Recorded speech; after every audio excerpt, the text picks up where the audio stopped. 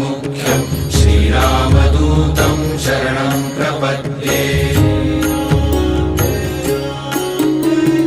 मनोजवं मारुततुल्यवेगं जितेन्द्रियं बुद्धिमतां वरिष्ठं वातात्मजं वानरयूथमुख्यं श्रीरामदूतं शरणं